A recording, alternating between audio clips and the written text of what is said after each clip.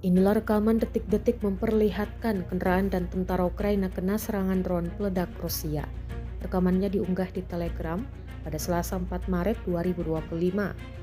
Dalam keterangan unggahan disebutkan, para kru Rubicon Center terus menghancurkan peralatan dan tenaga militer Ukraina di wilayah perbatasan Kursk.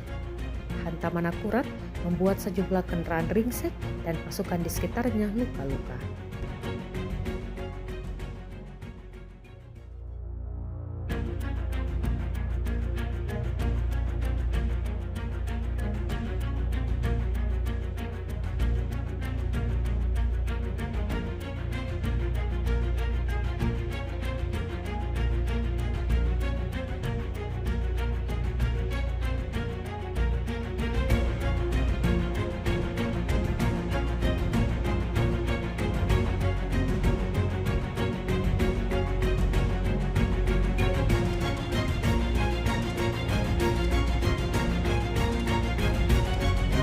Download Tribun X sekarang, menghadirkan lokal menjadi Indonesia.